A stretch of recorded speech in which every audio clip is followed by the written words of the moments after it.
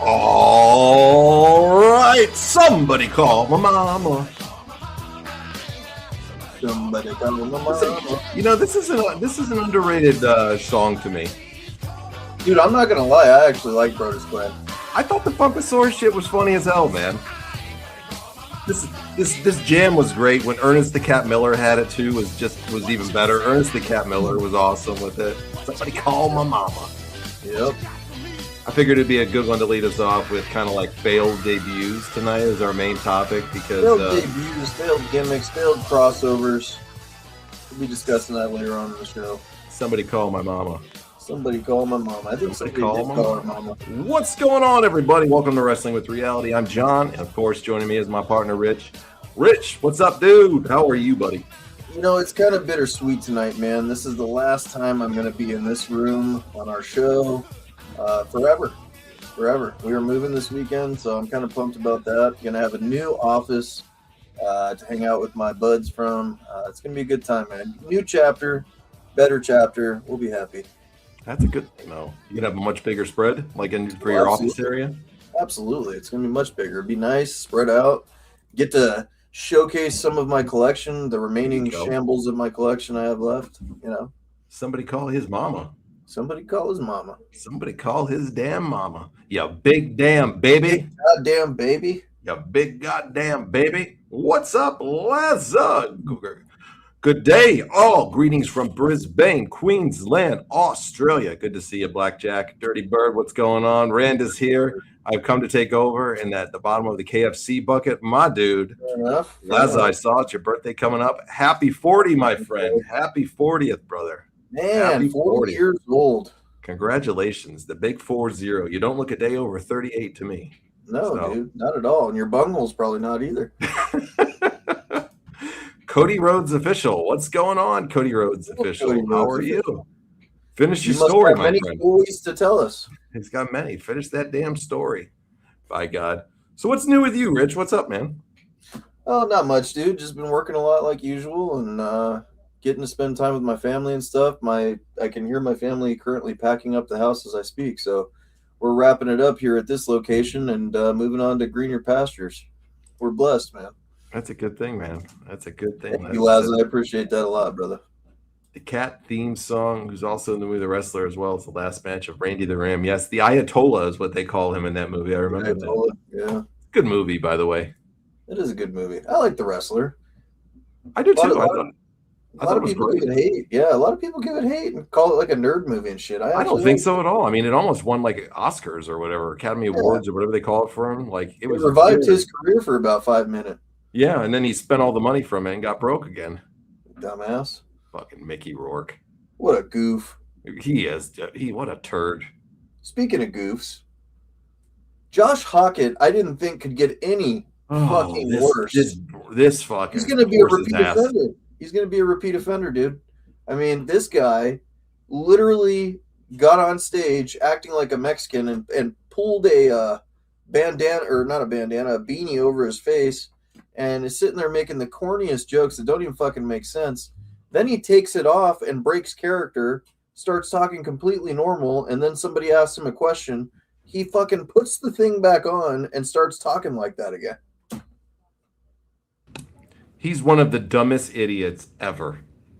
I'm just hoping that... Okay, go ahead. We got to sound it. We got to. We got to sound it. We got to. The fucking goof. He's a fucking goof. Jeez. Anybody who knows him knows he's a goof. That guy is a fucking goof. If anyone deserves it on our show, it's definitely Josh Hockett.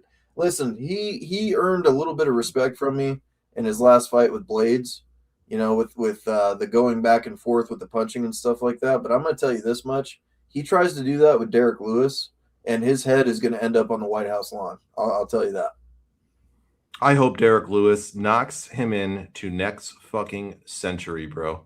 Oh, he's going to knock out all 50 of that dude's personalities. Straight up. Easily. I hope to God it happens. The only way I see Derek Lewis losing this fight is it because Hockett, what people don't realize is he was a great athlete in college and stuff like that. Great wrestler.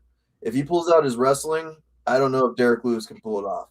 But if they stand and trade, Derek needs to throw every bit of that fucking. He's got to put everything he has into this. He's got to knock this dude out. I think he's been annoyed by him enough that he probably took it pretty seriously. Yeah. Has he engaged with him a lot in any like type of press conference or anything? No. Matter of fact, he told him, he goes, I can't even understand what the fuck you're saying because you're talking so low and stuff when you do that shit. He's like, this guy's a fucking clown. He doesn't even give him any clout, you know? I can watch about 10 seconds of him going. That's being generous, dude. I can't even. He sent me the one clip today. I saw another one of him earlier, and I was just like, I'm on overload of this moron. He's a fucking idiot.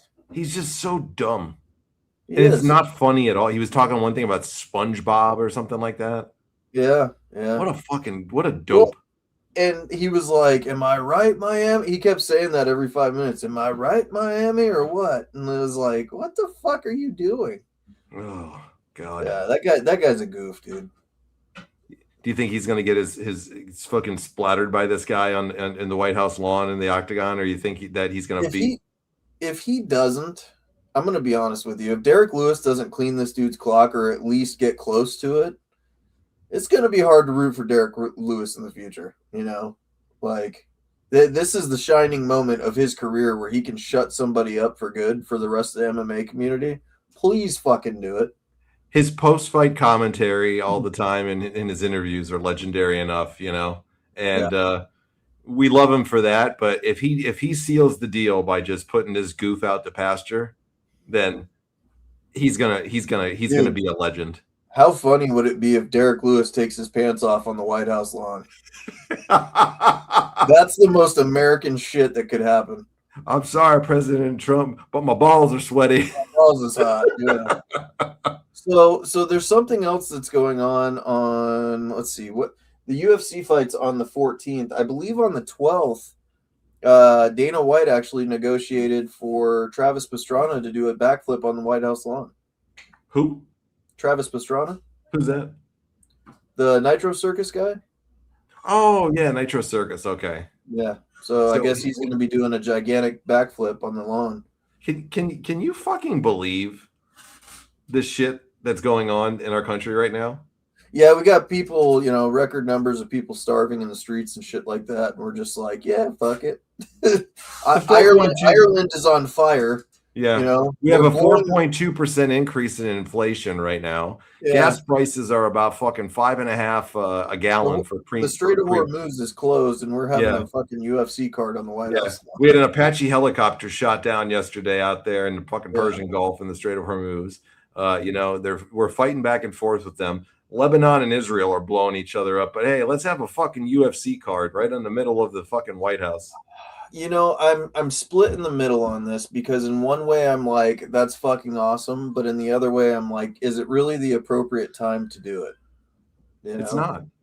It's not. It is fucking awesome. Don't get me really wrong. Like, I'm not even gonna, dude. I'm not even gonna front and say that I don't think it's awesome. It's fucking awesome. But is it appropriate? You know, it's not appropriate at all.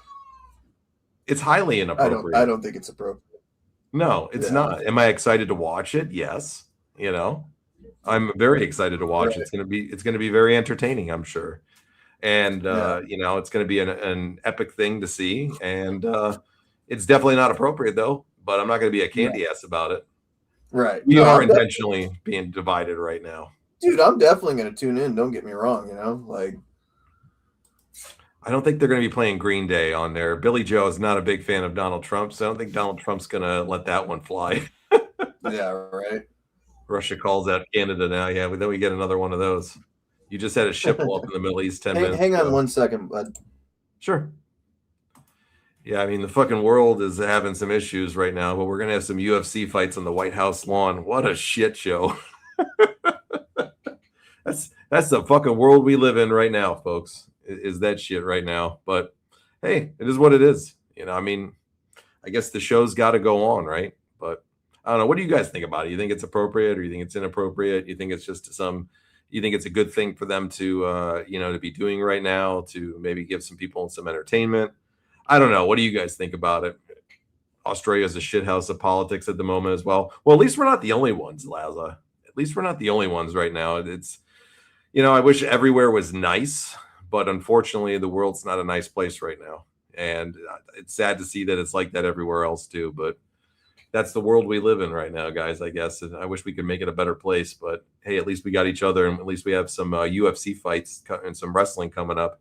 I don't know. I haven't been watching a lot of wrestling much lately. The Clash at Italy was kind of enough for me, and I haven't really watched much. But I did see the Rey Mysterio stuff this week, with them unmasking Ray on Monday Night Raw this week and having Chad Gable come out. I thought that was a cool move, to be honest with you. I really like that, what they're going to do with them. I hope they give Chad Gable a heck of a push, because he's somebody to me that is just the complete package. Entertaining, phenomenal in the ring. That mass versus mass match that they had at the last AAA card. Oh, if you didn't see that, go and it's free on the WWE YouTube. Go watch that shit, man. That is a great match. Best match I've seen in a long ass time. His Airness 93. What's going on, buddy? Good to see you 2 weeks in a row. Unmasking Ray. Yeah, we did see it before. Many, many years ago, of course, in WCW. But I thought it was cool. I thought it was a good thing to kind of get Gable out there to come in defense of the luchadors a little bit. The Spain national soccer team's been practicing for the World Cup 45 minutes from my house. I'm not a soccer fan. What about you guys? Sorry about that.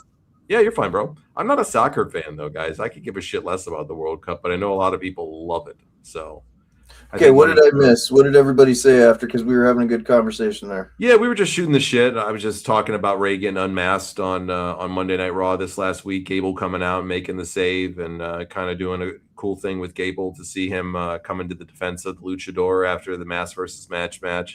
And I'd said also too about the UFC card. Love the idea. It's just not really appropriate with shit going on. I asked them what they thought about it. So Lazza says, I think the money should go to helping the country from the event, like homelessness, etc. I would respect it. Okay. I have the Prime Minister of I Canada. agree with that. I think that would be a big thing, because obviously this is going to be a record card. This is going to be a record-setting card. People watching it and stuff. I think it'll outdo the Ronda Rousey card probably. I don't know. I mean, you got to have the app to be able to go see it with Paramount, right? Yeah, that's the only thing counting against them. They'll come close, I think, because of what it is. I'd be interested to see if they release any numbers, because I don't think they release numbers from Paramount often, do they? Do they not do that anymore? Not often. Like, that's why, like, when we're looking at wrestling, that AEW, can't get the numbers for them on Max, because they don't release them on Max. So no shit. I don't think the Paramount numbers, unless they release them themselves, and then you got to trust them, I guess. But I don't think that they'll be able to see them without that. I could be wrong, though. It's totally not appropriate. I just think the White House deserves more respect. Al Sharpton is good, though, for comparing the White House card to the Mandingo fights of the 1800s. I don't know anything about that, but not a big Al Sharpton fan, but that's pretty funny. Yeah, I don't know what the Mandingo fights, though. Do you? No, I don't know what that is, but that's pretty funny that he chimed in on it. Yeah, I'm surprised he's still kicking. Yeah, me too. How old is he Jesse right now? Jackson just die? Yeah, he just passed away maybe less than a year ago, I think. Huh. Something like that. Good to see you 2 weeks in a row once again, His Airness. You did really good in trivia last week, I remember. World Cup's the only time I watch soccer. The fans from all nations are so passionate about it. My neighbor's like the biggest soccer fan. I love my neighbor Jay's a great guy. Sometimes we'll pop on the show and be watching. So if he's watching, I still stick to what I say. I hate soccer. I tell him all the time. His kids are great at it. Tremendous soccer player. His daughter is. And just competed in Italy. I can't get into it. It sucks, man. I think we just stepped into a pile of shit talking about that. Mandingo fights were slave fights for the entertainment of the white man. Interesting. I mean, who's going to be the ones in the audience watching it? It's going to be the rich people, right? It's kind of silly to say, though. I'm just saying, because most of the people fighting on the card are white. So, but still, though, it's like but he's saying he's relating it to like how they were there parading in front of the rich people. Except for the fact that these guys are getting paid buku fucking bucks to do it. Yes, but the people that they're doing it in front of are probably fucking all billionaires or close to billionaires or 100 millionaires. They're doing it for all the wealthy, right? I don't know. That's a stretch. Comparing. I'm not saying I agree with it all the way, but I can see some relation to it a little bit. But that was a different time frame where these people were once again slaves. Those people they didn't have a choice. I was gonna say that's the difference right there. The concept of it, though, like I can understand the concept of it, like where people maybe relate it to that. It's a little snowflakey to say that, though. In my opinion, it is, but it's also not very far off in a lot of ways, except they're getting paid good money. So I think it's great for their careers for the ones doing it. It's the most. I'm not gonna say talked about yet, but it's definitely going to be the most famous fight of all time, probably. I'll be honest with you, dude. If I had an opportunity to fight at the White House in front of a bunch of fucking billionaires and make a good amount of coin, I'd probably do it. I'm not saying I would be opposed to it either. If you're going to pay me a lot of money, I wouldn't feel like I was a slave for that. I would think it would be an honor. I just don't think it's at the right time. Yeah, definitely not at the right time. I don't know. It's interesting comparison in a way. It's interesting. A lot of people are not going to be going, including The Rock. They don't want to go to it. So I did see that too, Rand, for sure. Has anybody seen the new Masters of the Universe WWE line? I haven't seen their new one, but I've seen them in the past. And I'm going to see Masters of the Universe on Friday, actually. I'll tell you what, dude. I've been getting itchy on the figure thing lately. Well, you're going to have more property now, so you can start growing your collection again.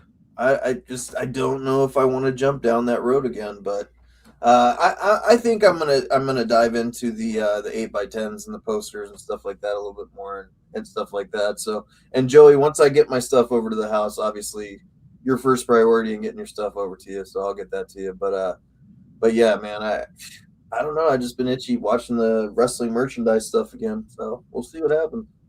Soccer's never going to be big in America. In poor countries, it's an easy game to get together. You just need 4 sticks and a ball. European countries have academics devoted to it. And the U.S. soccer is more geared towards rich suburban people. Very, to me, spot on points. Did you say 4 sticks and a ball? 4 sticks for the goal. Oh, meaning goals. Okay. I was like, wait a minute, what the fuck? Yeah, it's just somewhere you mark your goal off for people. Okay, gotcha. And it's very true because I've been to some tremendously poor countries that you'll see the kids just out there playing soccer like crazy.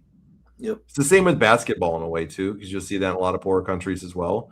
Because they can makeshift like the hoops and shit like that, but they find a way with the ball to get out there and go do it, and to maintain what they have. It's the same thing.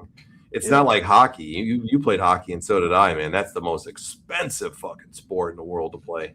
Next to paintball, yeah, for sure. I never got into paintball. I never really got into it much. I played it semi-pro, and it gets expensive very quickly. I got shot at for a living for a long time. I don't want to be shot at by paintballs. I hated that shit. Yeah. Did you like it that much? Oh, I loved it. The adrenaline rush is as close to the real thing as it gets. So we did what's called speedball. So it was very small courts, inflatable bunkers and stuff like that. It wasn't like a rec ball, which is probably what most common people play with the Tipmans and stuff like that. We were playing with $1,500 markers that were shooting 30 balls a second. So it was very fast pace and stuff like that. It was great. I recommend anybody trying it. It's awesome. Basketball is a Canada game. Basketball is around the world. That's one that people love all the way. Let's see what the score of the Knicks. Oh my God, the Knicks are getting killed tonight. 71-46. Woof. You think there's another riot? I hope not for them. Jesus. I hope not. I could give a shit less about basketball, so I don't give a fuck if the Knicks win or not as a New Yorker. I'd like to see him win as a New Yorker, but I don't know. They're down pretty hard tonight, and they're going to be 2-2 tied, and they're going back to San Antonio. So, yeah, man, I don't know. It's going to be rough. It didn't work out well for us in New York so far. People were paying fucking huge money for those tickets, I heard. Yeah, they were. Insane. Cubans are big on baseball, too. European soccer is way more entertaining than MLS soccer in America. I just never could get into soccer, guys. Nothing against people who play it if that's what you like or you love it. Like I said, my neighbor, my good buddy Jay, loves it. Kids are into it. Tremendous players. She just played in fucking Italy just a few weeks ago. Love it. They'll do anything for it. I couldn't get in to watch that shit. I have zero fucking urge to watch it ever. Never. Yeah, I couldn't either. Like I can't even stomach the Olympics anymore. Any of that shit. Like I watch what I like and that's it. Like I watch the UFC. I'll tune into hockey and stuff like that. That's about it for me. And Monday Night Raw is where I draw the line with wrestling. So cream corn wrestling and Foxy boxing. Yes. We didn't get to go to midget wrestling last week, Rich. We're going to go to the Dwarf Luchadors on July 3rd, though. So we are going to go to that. We had to make a decision between going to see the Mini Mania Wrestling, whatever it was called, which looked like it was a great show as always, or the Dwarf Luchadors. And I've never been to a Dwarf Luchador experience, so it's going to be a first. Front row? Absolutely, bro. You have to. They're $45 a ticket. How can you beat that? To sit front row, it's $45 freaking dollars. Absolutely. For the Midget Mania that was coming here, that they came here last week, it was $62.50 to sit in the front row. Do they give you half a ticket stub? You fuck. I'll tell you guys, if you've never seen these midget wrestling shows when they come to your town, go fucking watch it. It is tremendous. Dude, I want to go. When we were out in Vegas, I noticed on the billboards they had them out there too. So we gotta go the next time. Yeah, you would love it, bro. It's so right much fun. To the zip line that we went on. I didn't see it at all, or else you should have told me. But I would have done it. Yeah. I would have done it. I mean, it's absolutely awesome when I saw it. So I'll tell you how the second NASCAR is the only sport I refuse to watch. Jeremy, I thought NASCAR was really big out in Georgia, so that kind of surprises me a little bit. Yeah, but I can agree with Jeremy. There's nothing I want to see about a fucking couple of cars going around in a circle. You know? Yeah. Well, it's a different time. Like, they got a lot more rules and different things. It used to be an outlaw sport back in the day, like when Earnhardt did it and stuff like that. Now it's kind of, it's like hockey. It's all been, what do you call that? Like pussified, I guess.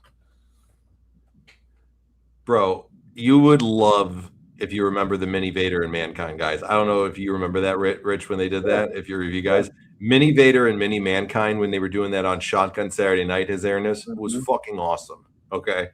Yeah. Todd Pettengill, some of the shit he did, that cringy fuck on Shotgun Saturday Night with Sonny in the beginning was tremendous. We used to have so much fun watching those shows. He did a Macarena song he made up. Hilarious. I remember when they brought out Mini Brett when they were making fun of Brett. Absolutely. The night after Survivor Series when they did that. That shit was fucking hilarious and great timing too. There's nothing like bringing out a midget. Okay. Yeah. You know that struck a nerve with Brett. That miserable fuck. I was going to go to midget wrestling night, but I didn't have the money to go to Dynamite. On a future documentary when they talk about the Montreal Screwjob for the 50 millionth time, he's going to be sipping whiskey like he did in the fucking Hulk Hogan interview, being like, yeah, the bastards, they fucking had a midget walk out the night after. They never mentioned the midget coming out the night after. They never mentioned that part of it. I think that was probably one of the most insulting parts of it. Oh, absolutely. Absolutely. Yeah. And if you didn't, like, when you see the Wrestling with Shadows, I think documentary, it had it with the backstage footage of it. By the way. Yeah. Was it Wrestling with Shadows that had the backstage footage of it when Sean's going, I swear to God, I didn't know this was going to happen. Yeah. And then, the next night you go out on fucking Raw and do the midget gimmick. Okay. The midget guy come out. Yeah. You fucking knew exactly. His fucking arms when he's sitting there doing the Brett thing was fucking hilarious. Let me see if I can find it really quick. Dude, that shit's funny. I'll probably get flagged for it, but let me see if I can find it really quick.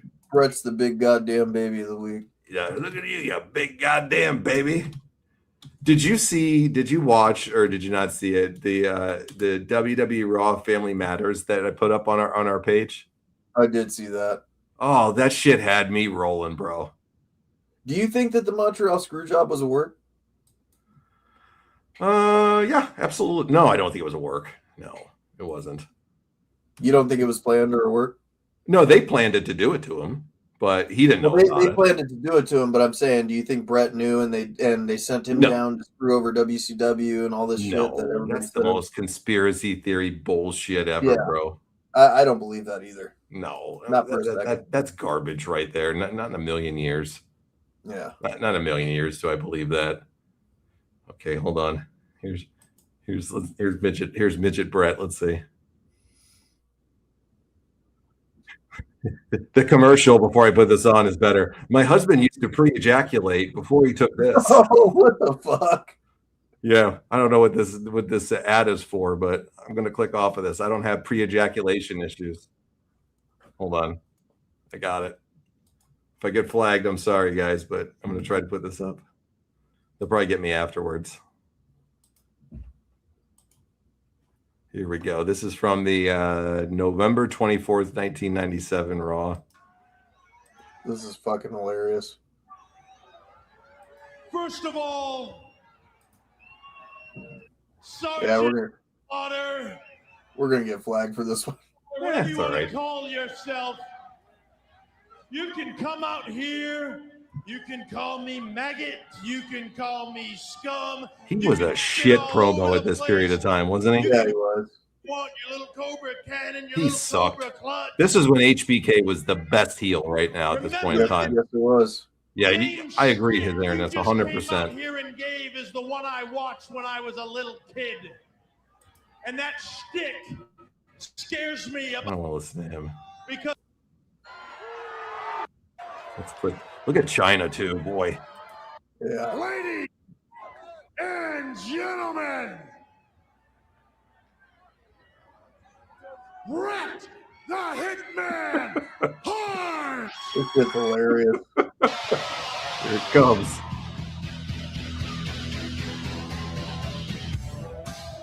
Look at his. How did Shawn Michaels pull this off? Oh man. Look at his little fucking arms. God's face does it all, dude. That's funny as hell. Dude, that's funny as shit. He gives me glasses. Oh man. Come on. Come on. That's funny. Good job. That was a good Oh one. man. That is a good one. We get flagged for every little thing, Rand. That's what they do on YouTube. It always happens. Facebook always gets hit on it too. It's just how it goes. Triple H looked like an Axl Rose impersonator.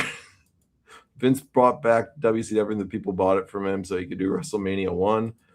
So what else do you got on your mind this week, Rich? Hit me with a couple things that are on your mind. Well, let's there's a lot of stuff in the wrestling news going on, but I first wanted, before we get going on a few things, I wanted to go over the UFC Freedom 250 card. Did you want to do predictions? Sure. Okay. So obviously the main events, Ilya Taporio, Justin Gaethje, we'll end with that one. But opening the night for the main card is going to be Diego Lopez and Steve Garcia. Steve Garcia is 19-5. I know nothing about him. Diego Lopez 27-8, coming off the loss to Volkanovski. So I gotta go with dude, right? That's the mullet dude. I gotta go with Diego Lopez. I think he's gonna show up and show out. And I just hope to God we don't get a rematch between him and Volkanovski, but I still root for Diego. I think he's a great fighter. What about you? I like Diego. I don't know anything about the other guys, so I got to go with him. You know, I think he's pretty good, but I don't want to see him and Volkanovski for a third time. Please no. Yeah. Jeremy's going with Lopez. All right.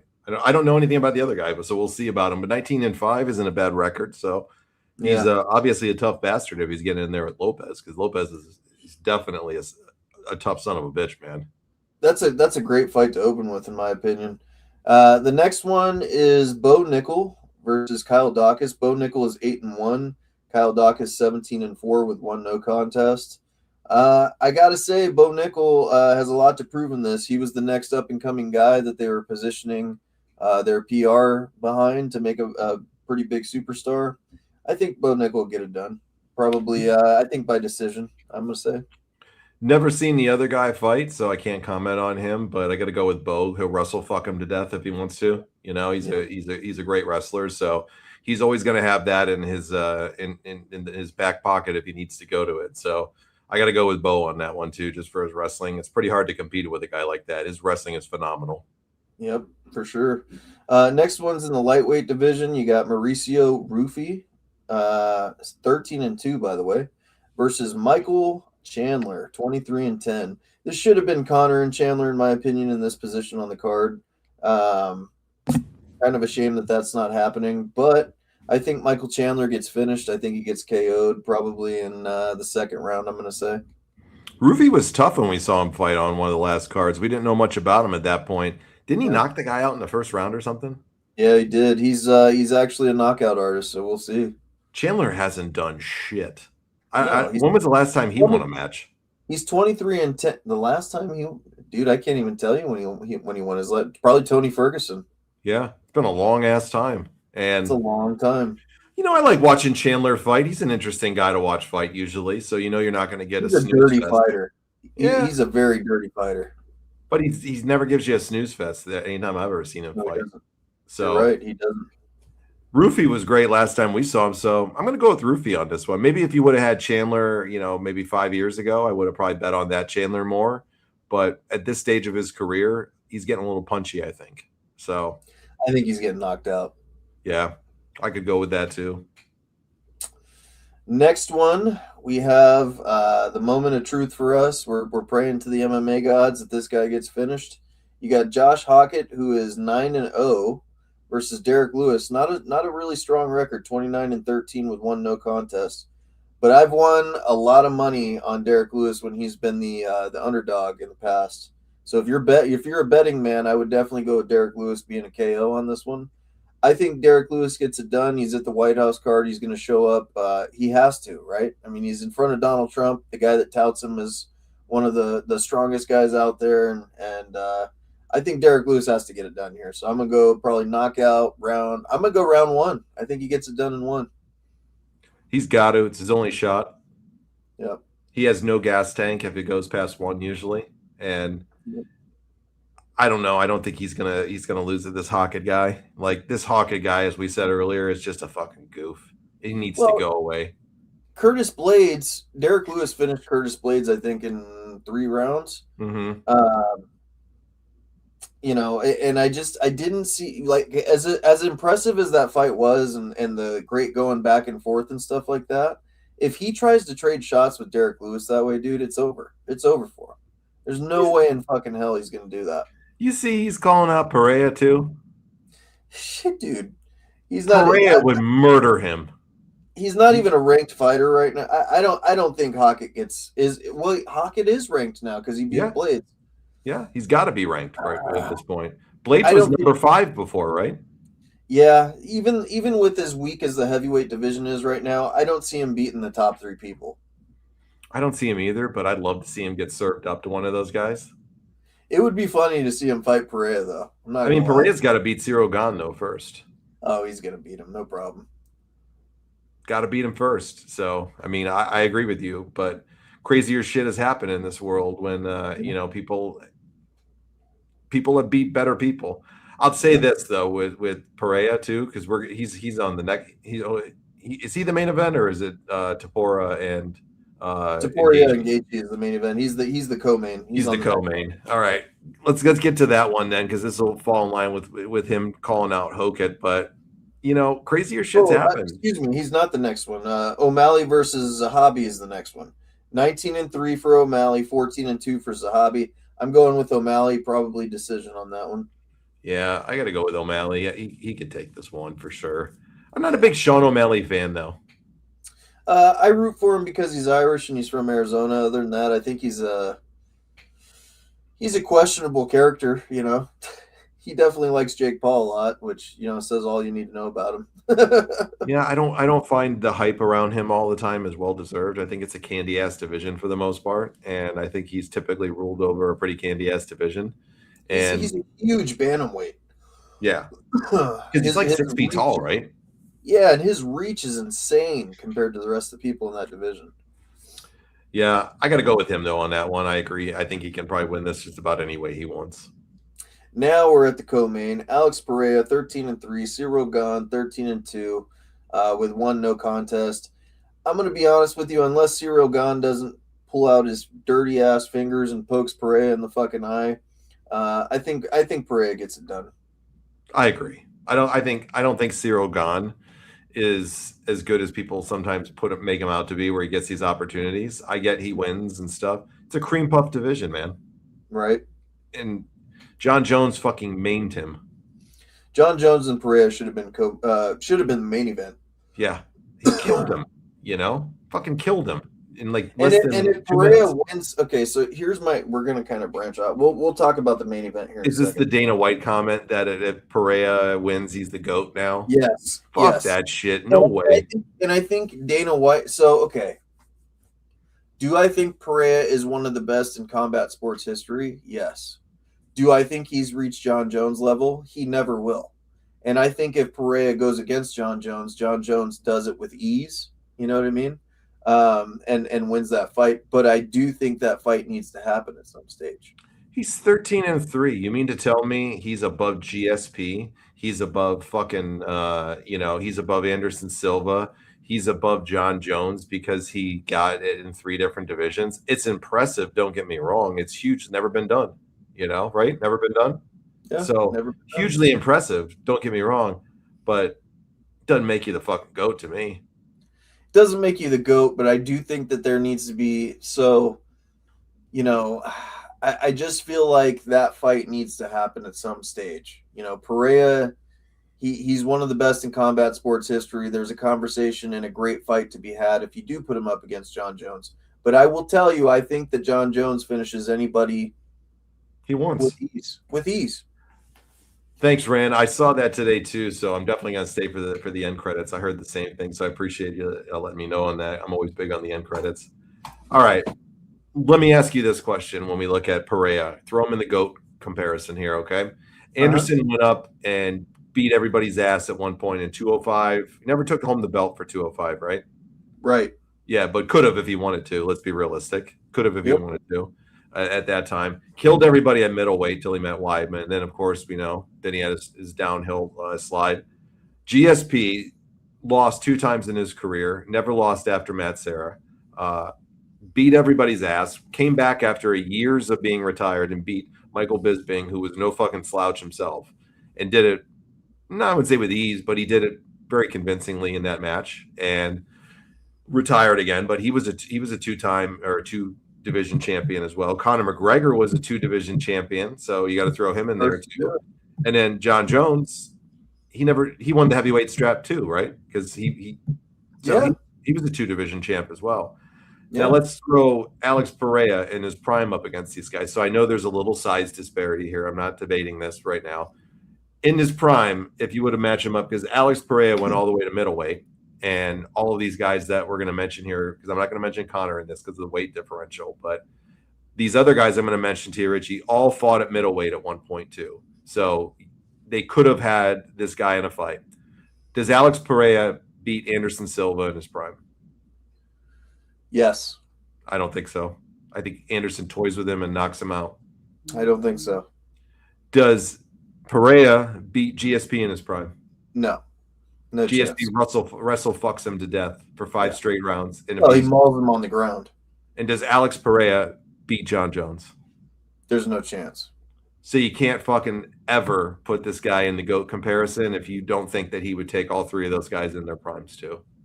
Yeah. That's my opinion. If you think he can, then you could put him in the GOAT. Well, it's not a GOAT comparison. I don't think. I think Perea is one of the best in combat sports, but I think John Jones is always going to be the greatest of all time. When people were saying Tom Aspinall deserved to fight John Jones, I didn't agree with that. I do think that Perea has enough hype behind him that you could sell this fight and make it a big deal. So I think that's the fight to make next. If you're going to book John Jones and have him fight out his contract, you have to have that fight happen if he wins this fight.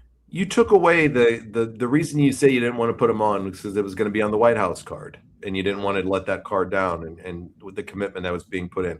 Great. If Perea wins this and you're not throwing the fucking your wallet at John Jones and Perea to make this happen, you're a fucking dumb. It will do ungodly numbers. Insane. Ungodly numbers. Sell it for the end of the year. Give them 6 months and build this thing up for the end of the year. When the UFC does the biggest card is International Fight Week and then the end of the year card. Absolutely. Make this your headline if he wins. You can't get past it. Your ego, Dana and John, you guys can't get past your ego to go make yourselves boatloads of money.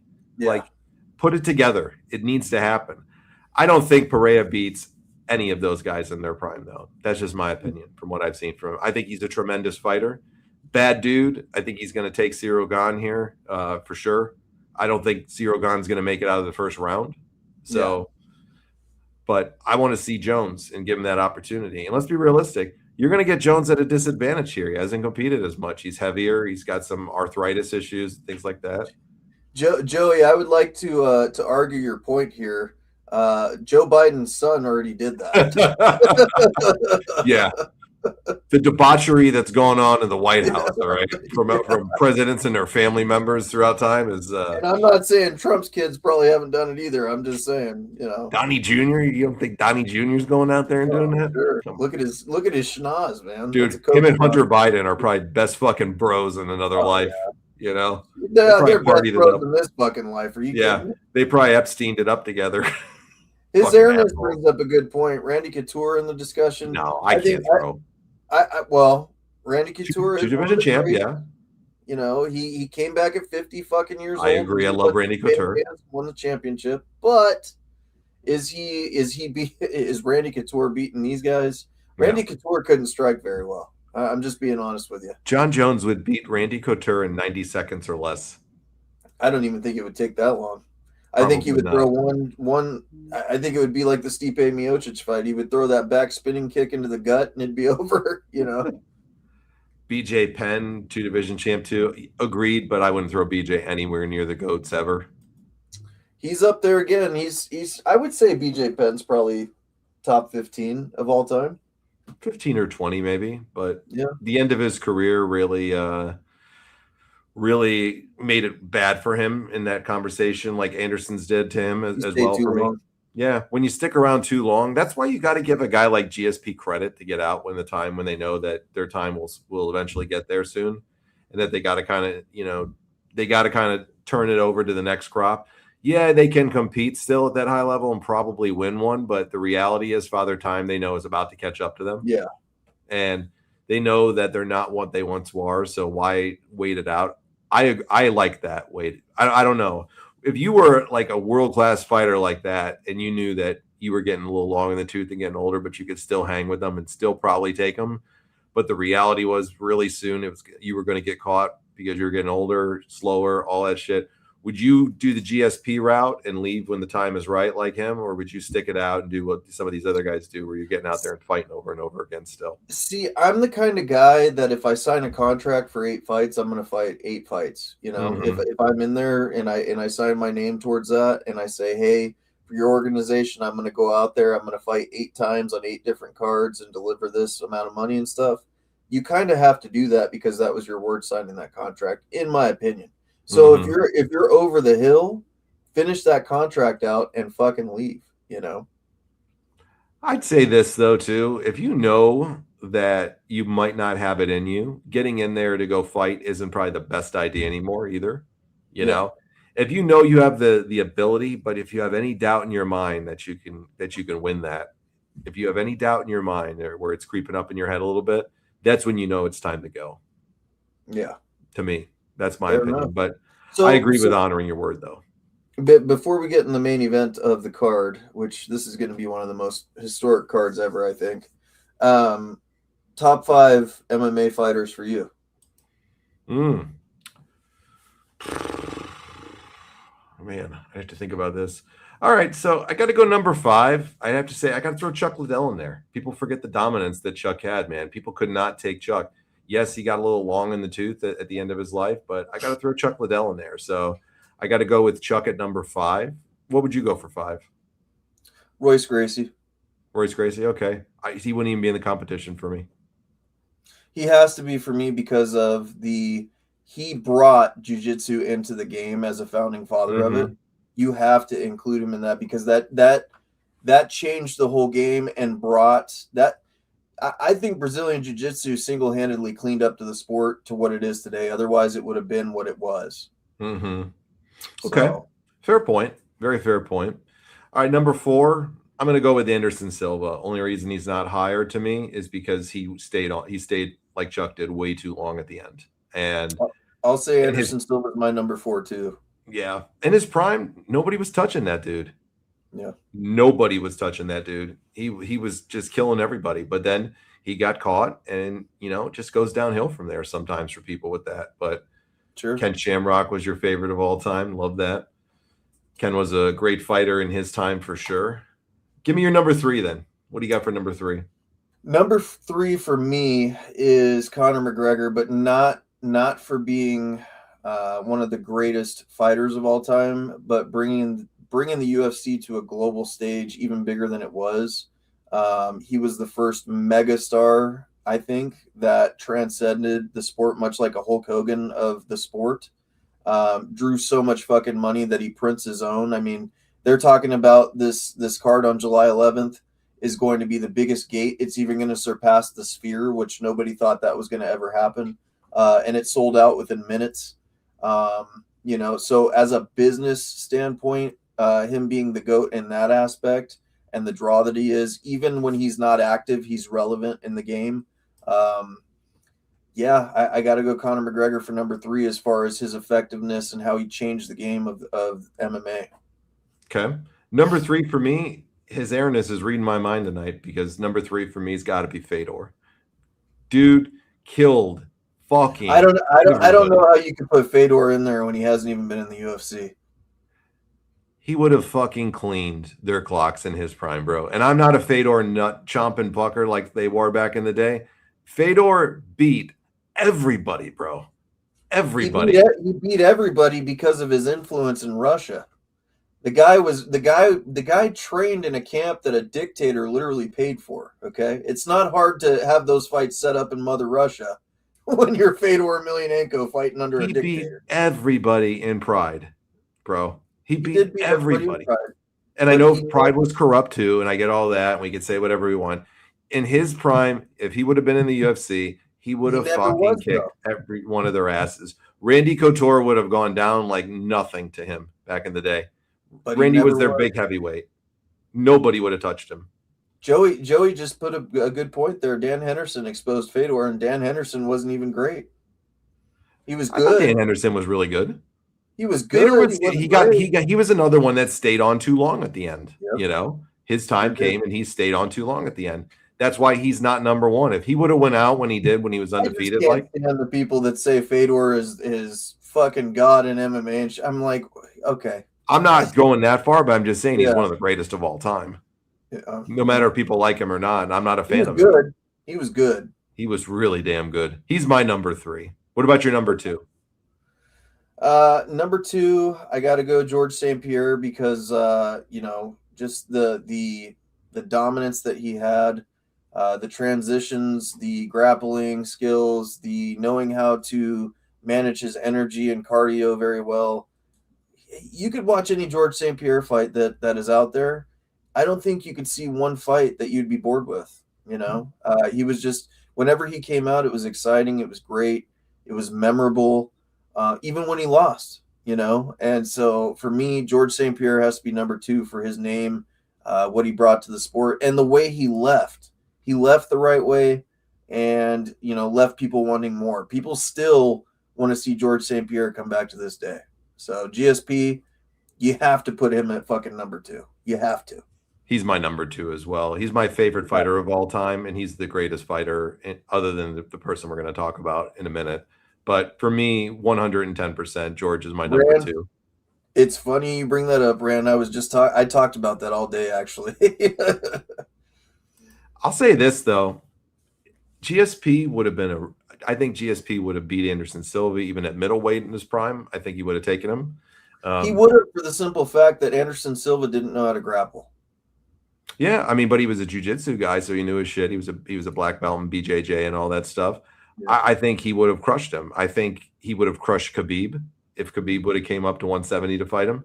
That's probably the hardest fight to call, is who would win that, Khabib or GSP, because Khabib does the Sambo style and GSP does the grappling wrestling style. So I'll even go as far as to say this: when he fought Khabib, and I'm not a hater of Khabib in any way. I know you don't like him. I don't see why people. I acknowledge Khabib for what he is, but he's another Russian fighter, fought in his dad's league, had a padded record up until fucking about 25 wins, and then came in the UFC, ran through people because he laid on them.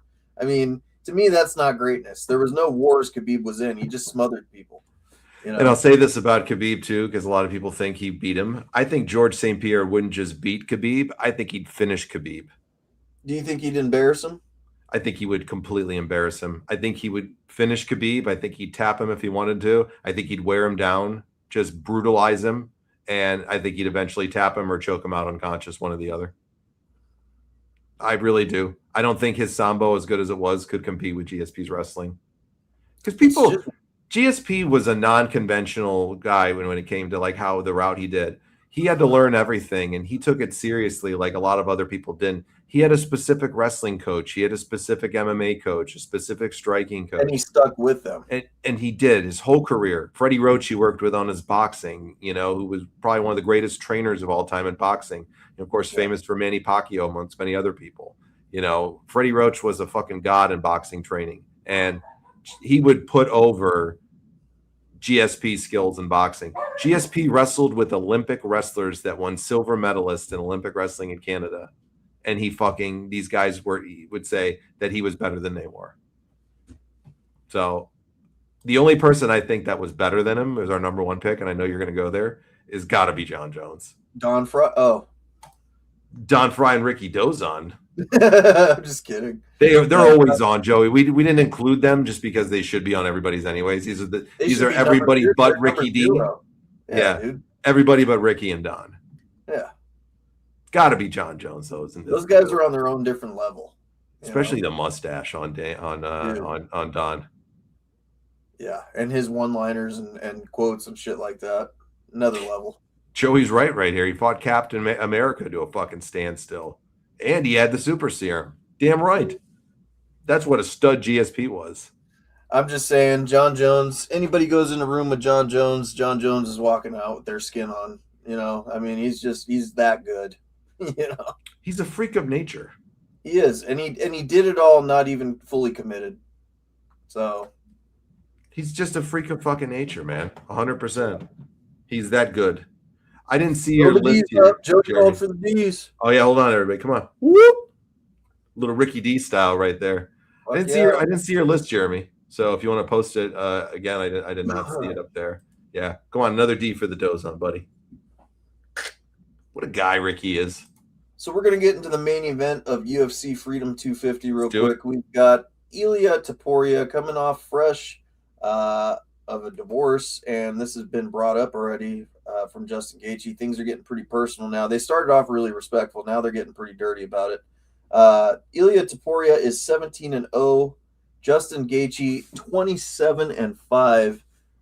The highlight reel, by the way, his whole career. Justin Gaethje to me always shows up in the big moments. I think he did really good against Khabib, even though he didn't get the job done. But everybody else, you got to understand something. Justin Gaethje. Okay, let me go back for a second. Tony Ferguson was El Cucuy, and the reason they named him that is he was on a tear for, I think, the better part of 5 or 6 years. Tony Ferguson didn't lose. Justin Gaethje and Tony Ferguson faced each other for the interim belt, and Gaethje changed him forever. That was the start of Tony Ferguson's downfall, and nobody ever did that to Tony Ferguson. He beat the living shit out of him. And even fared well against Khabib Nurmagomedov. Had a fight of the year candidate with Michael Chandler, which was awesome. The wars with Dustin Poirier, he knocks Dustin Poirier out, gets the BMF belt. Incredible fight. The dude is just amazing. UFC 300, I think he fought Max Holloway. He got finished. You will never find, he's another guy, you will never find a boring Justin Gaethje fight. He's a showman. He's a great fighter, elite boxer. Decent wrestler and stuff like that. Ilia Topuria, we've seen him box. That's about it. I think he's a one-dimensional fighter, but he's probably the best boxer in the UFC. I'll say that. He beat the shit out of Max Holloway pretty bad. So do I think Justin Gaethje gets this done? He's got a slim chance, but he's got a great chance. This may be his shining moment, his crowning moment. I think that he has an opportunity to do it. Do I think it's going to happen? Probably not. I think Ilia Topuria gets this done in a decision. Love watching Gaethje fight. He's a super exciting fighter. I don't think he beats him here. I don't. I can't see it happening. He fought Pimblett last time, right? Yeah, and he beat him pretty bad. He did, but Pimblett had some really good moments against him, too, when he hurt him pretty bad in the early part of the fight. It was kind of later in the fight when Gaethje took over. He suffered in the same fashion that Tony. Yep. I mean, the Gaethje effect is real. When you go look at these guys at the beginning of the fight versus the end of the fight when they face Gaethje, and you look at their face, it's changed forever. I mean, the scars on these guys' faces from fighting him are just crazy. You go look at Pimblett. He he literally broke his orbital bone to where his eye was swollen shut. You go look at Tony Ferguson, he beat the fucking brakes off him. Michael Chandler beat the brakes off him. I mean, the list goes on. He has an opportunity to win, and I think people are not giving him enough credit for his resume. But I think Ilya Taporia still gets this done. I haven't watched a ton of Ilya Tapora. I've seen him a few times, so I haven't watched a ton of him. So I'm going to look up his resume here just to kind of get an idea for his fight history. He's probably the best technical striker in the UFC. I mean, he's got a hell of a credentials. The last few of them here. Let's just go with I'll say his last like 5 or 6 fights here. So he beat and submitted Bryce Mitchell, who is no fucking slouch. Whether he's a little bit of a nutbag or not, Bryce Mitchell's a phenomenal fucking fighter too, and he's got balls of steel. And when he fights like a champ when he gets in there, great competitor, Bryce Mitchell. He got tapped out by Ilya Tapora in the second round. He beat Josh Emmett, who by decision, who's absolutely no slouch himself, is a tremendous fighter. Beat him by decision. Then his next 3 fights, he won all by KO or TKO. And he beat Volkanovski by KO, he beat Holloway by KO, and he beat Oliveira by KO. Think of those 3 names. Yeah. Okay? Oliveira's current BMF champ. You know, Holloway is one of the best boxers, former BMF champ, former champ. And then you said he beat Volkanovski, which is looked at as one of the pound-for-pound bests, you know. So that tells you a lot there. 3 impressive ones to beat right there. Gaethje's phenomenal, and I'm not doubting his skills in any way, but from what I see right there, I just don't see that he's going to be able to hold up with this guy. And the one thing that I think works in Gaethje's favor is the last fight that Ilya Tapora had was in June of 2025. That's a year-long layoff. That's a long time right there, you know? Yeah. I'm not saying he wasn't training or anything like that, but ring rust is real after about a year. That's a long time. Was he hurt or something? No, he was getting his wife cheated on him and started causing him financial grief and stuff like that. So, and Gaethje brought it up. So here's my point. If Gaethje wins, it's because he got under his skin with this whole situation. Yeah. Do you think he's going to be emotional about it though? I do. He already is. His response was very fueled with emotion. So emotion can either go 2 ways. One is really bad or the other is really good. There's no in the middle on this one, you know? Right. You're either going to go out there and you're going to fight with emotion and knock this motherfucker into the next century, or you're going to go out there and fight like a fucking wild person and go out there and be sloppy and careless, get a couple great shots in and get your clock cleaned because of it. Right. So I haven't seen enough of him to know as much about him to think if he's actually going to be the type of guy that's going to go do that. But maybe they're selling the fight. I don't know. What would you do if you were in his shoes? You know, top pound for pound fighter, you know, one of them at least in the world at this point, the biggest card of your life on the main event. This guy's talking in the White House. Yeah, in the White House. This other guy's talking horrible shit, I guess, apparently about your wife and the bad situation you went through. Would you go in there with emotion, wanting to knock this asshole out, or are you going to go in there calm, cool, and collective? It would be a lot of pressure, and one thing that I've been taught is you can't fight on emotion, you know? So you would have to almost train yourself to just be emotionless and kind of let the shit bounce off of you if you wanted to rise above the occasion. I think the response that he gave showed that he's going to go in there fighting on emotion. And when you're fighting on emotion and you're fighting the pressure of being on the biggest card or one of the biggest cards in UFC history for a championship in the main event, no less, I think the odds are stacked against him. And then you're fighting a guy like Justin Gaethje who, you know, whatever anybody says, he can put anybody's lights out. Absolutely. He hits like a Mack fucking truck, bro. Yeah. So, you know, I think this is a great fight. I'm a tactical, you know, type of person where you're always thinking about things with strategy. But when somebody insults you to that level, you know, if they really upset you that bad on things, I don't know, man. I don't give a fuck if it's the biggest thing ever. If somebody pisses me off that much, and I know and I have belief in myself that I'm going to punish this son of a bitch for what they did, and I have the skills to do it, and I'm not going to lose whether I do this or I don't, I'm going in if I know out of shadow of a doubt in my mind that I'm going to brutalize this person for what they did in this fight. That's for me what I'd fight on the emotion on that. If I had any suspicion and think, well, you know, this is a 50-50 shot, man. I'm fucking pissed and want to kill this guy. But you know what? there's a good shot I don't win this one too. He's fantastic or whatever. I know at that level, anybody can win at any given time, but I truly believe that people know when they can win something or when they have the huge advantage over them. If I knew I had the advantage hugely, I'd go for it with the emotion. If I didn't, I'd play strategically and just set them up in a good tactical way and then take them out. The reality in the situation is Justin Gaethje has everything to gain and nothing to lose. Agreed. Topuria has a lot to lose in this situation. I agree. I wish somebody would do this entrance, Joey. This would be fucking fantastic if they did the Apollo Creed. Yeah. Would be fantastic. What's up, Sean? Good to see you, brother. I got a question, though. Rand said that CM Punk has requested his release from WWE. All the reports that I saw today were saying that there was no rift. They were this break was planned and all that stuff. So, Rand, do you have news day? Yeah, do you have your source on that? Because the source is like the dirt sheets that come out and they stir this up so they can get a few headlines because the week's low on their clicks for them. This guy's he's on a break after he's 48 years old or whatever the fuck he just gave him one of the best years of his career. Yeah. There ain't no way he's requesting his release. I don't buy that. And there's no other alternative for him anymore. Yeah, he could go do indies if he really wanted to, but this guy's making like $20 million a year probably or some shit like that. Well, he sure can't go back to the UFC, that's for sure. And he sure can't go back to AEW either. He's staying with them. Pepsi Phil is for the long term. He's going nowhere. He's WWE for life, I think, for the remainder of his career. Absolutely, and you can't beat him up when you're that star power and you're that aged. You can't beat when they give you the ability to kind of pick and choose, take some time off, get refreshed, come back, push hard for a while again, go back and do it again. I was looking up stats on some of the fighters recently to see this, or not fighters, but WWE superstars or just people on Cage Match where they record their all their matches throughout their entire career. They have the listing on there. And I'm looking at a few of them last night. CM Punk, I'm looking at his. How many professional wrestling matchups do you think he's had?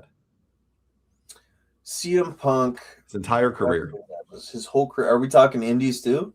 Absolutely. I'm going to say he's probably in the mid 2000s, maybe more. Very close. He was in the early 2000s. So he was in the early 2000s. Seth Rollins, how many do you think he's had in his career? I'd say probably 1,200. He was about 2,300, if I remember correctly. 2,300? Yeah, he was I think he actually had more than Punk. I think Punk was like 2,206. Okay. You know who beat them all? Or was right up there with Rollins? Maybe didn't beat Rollins, but was close. Let me do this here. Let me do it. Daniel Bryan. Nope, not even close. Really? Okay, nope. Who? The Miz. Oh, get the fuck, bro! The Miz has more matchups, I believe, than CM Punk, and has almost as many as Rollins. You want to know a funny stat about him? One? I don't know who's number one. I don't know. I was just looking up random people last night. Oh, okay. I forget what it was that was making me look it up, and I was just looking at some of the people that are big stars. He had more matchups than Moxley. He had more matchups than Roman Reigns. All these guys. CM Punk, he had more matchups than. I think he might have even had more matchups than John Cena or close to it. So he put more people to sleep than anybody else and not in the ring. Listen to this guy over here. Listen to this fuck. They definitely ain't affording Punk, that's for sure. Yeah. They definitely ain't affording him on that one. But no, I mean, but you want to know another funny stat about The Miz? He hasn't won one match this year. Yep. Well, they're playing this whole he's cursed by Danhausen thing too. Yeah. So. He hasn't won a match this year that they have. I'm like, Jesus, bro. he'll be released soon. I think Miz will go on his merry way. And he's only won in his entire career. I think it was something like 40% or less of his matchups. Maybe it was even in the 30s or the 20s, something low. He's lost almost the majority of his matches and is a Grand Slam champion, multiple time world champion. Pretty crazy. So I got to bring up something about WWE and TKO because I know we spend a lot of time bagging on TKO and how they manage money and all these different things. Mm-hmm. But I do want to say something positive about them that I read today, and I was actually shocked at it. Conan obviously had his leg amputated and stuff like that, and apparently WWE's been paying all his medical bills. That's pretty awesome. It's pretty awesome. I got to give credit where credit's due. I never expected TKO to carry that on, like how they pay for the rehabs of people and stuff like that. That's a great step in the right direction, in my opinion, for former wrestlers and stuff. He lost both his legs now, right? Yep. That's terrible, man. God bless him.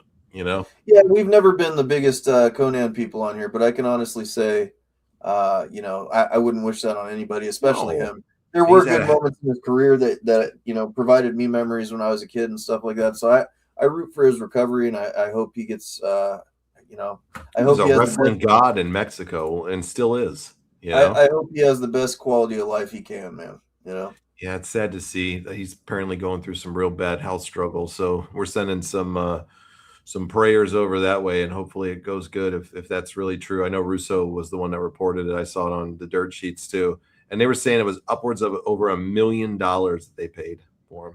That's no small chump of change, dude. He's only been there a short time with the AAA stuff too, because he was Yep. never a long-term employee of the WWE. I mean, he worked for them for a cup of coffee in the early part. Yeah, he was like Max Moon. Yeah, and then they got rid of him and gave it to Paul Diamond or something, you know.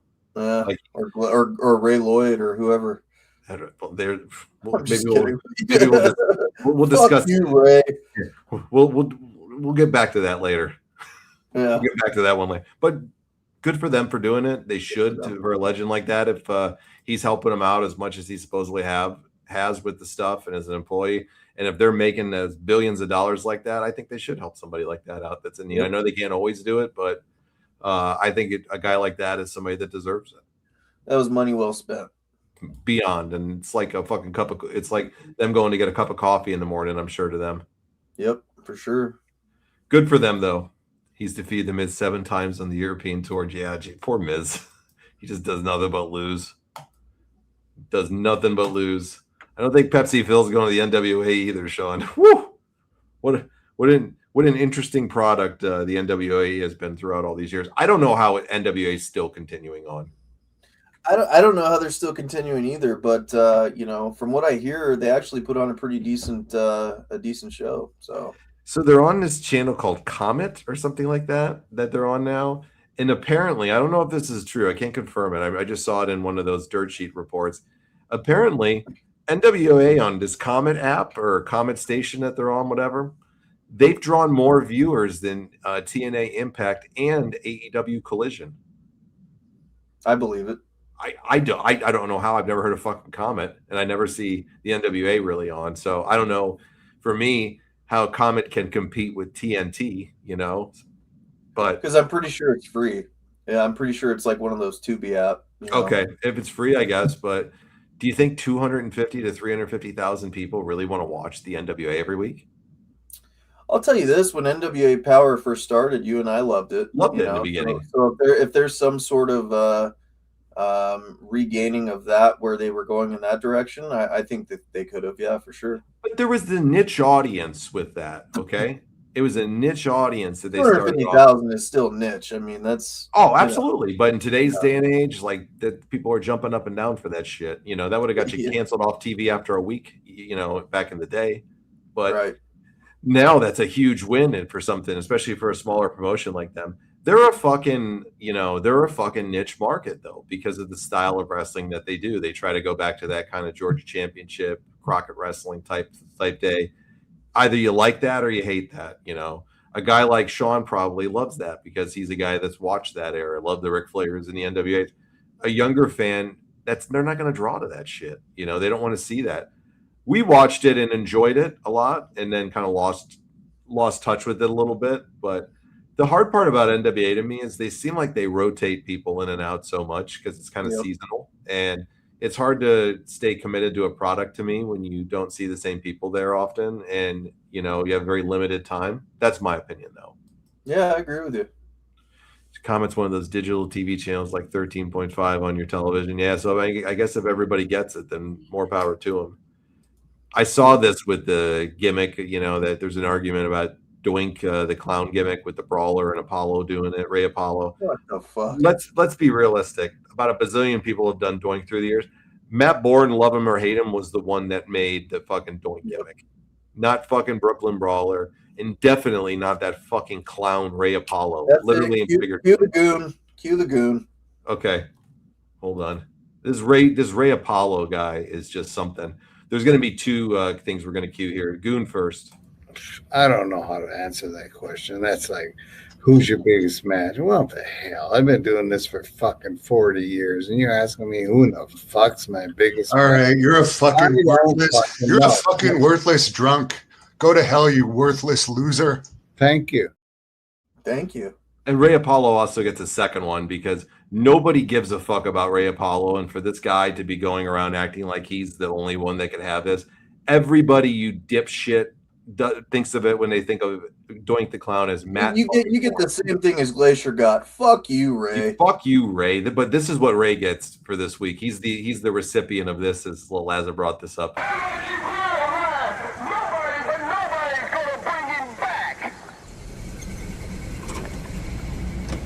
Hey, listen, big man. I'm here to pay my respects just like everybody else is. So if you don't want to be 6 foot deep, laying beside your dear old daddy, you'll listen to your mama. And speaking of your mama, hey, Miss White, now that you're a single woman, would you like to go out with a man like me? No, you don't, you son of a bitch. Not my mama. Not my mama. Not my mama. What a big goddamn baby this guy is. Maybe he is. What a turd. Seriously. What a fucking turd. Jesus. Oh, God. Matt Bourne was a fucking scumbag human, but he was the best Doink. I can't believe we're fighting on this. Sean is back attacking you for calling. He can all he wants. He tags me in Ric Flair's shit all the time on our Facebook. Ric Flair's still a goof, all right? Yeah, well, what you need to show him is the video of Ric Flair planking on a bar floor. When he probably shit himself in the back right before that. Yeah. Yeah. Right before that, fucking shit himself in the back. Yeah. There's your goat taking a shit on the floor. All right, guys, let's take a quick break. And when we come back, we're going to look at a fun topic that Rich came up with for this week. I was stumped this week, Rich. I know. Well, sometimes you have a creator block. Worst pro wrestling debuts. So I had an idea, like, there's been wrestlers over time that have gone to different, promotions like TNA, and they're supposed to be the savior and all this stuff, and it ends up flopping. So I just was thinking this morning, while I was taking a shit, no less. There you go. You think of a shitty topic like that where shitty things happen in shitty people's careers. But anyways, just like Ric Flair. You go through creator's block when you do this sometimes. So it's tough to have a concept or a topic every week. So that's why we ask you guys, give us some topics, give us some ideas, stuff like that. We put all our heads together. We have great discussions for the most part. I mean, you and I shoot from the hip a lot. So yeah, and we get a lot of suggestions from people, and I appreciate them. I can't do them all because sometimes they just don't.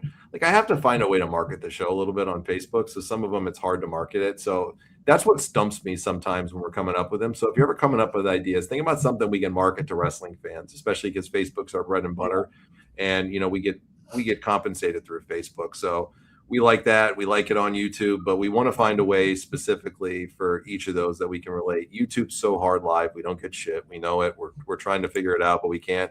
But Facebook's our bread and butter. So when you come up with ideas, think of stuff that we can relate to wrestling groups because it's easy to share it out. So sometimes we get stumped on them or we get ideas where they're great ideas. We just can't always use them because we can't find a way to market them out to our audience, and the audience that we hope to hit a little bit. We're just a small show, always looking to try to grow. But we always appreciate the topic. So if you ever got ideas, just throw them out and make sure we can kind of market them out for wrestling. Sean, the day that we do Natty and Nia night is the day that we close the show for good. Yeah. Taz versus Ric Flair is the dream matchup that never happened. Is that going to draw a rewind out with the Taz call there? I don't know. Where is he? We're getting Taz right now from Ram. Maybe that'll get him out. We'll see. Yeah.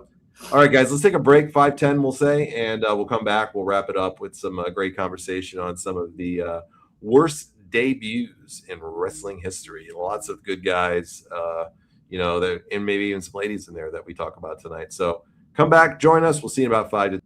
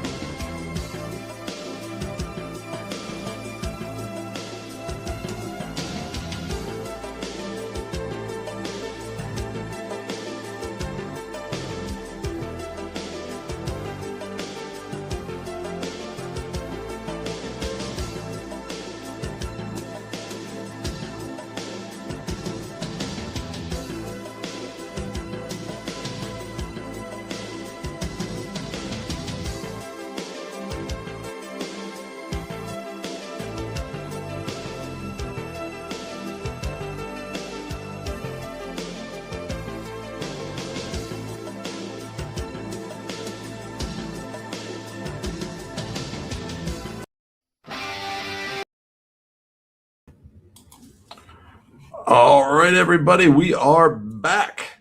Hopefully, everybody had a great break. Give me 1 second. Let me take this little graphic off. All right, there we go. We are back. We are back. Let's check the comments here for a second.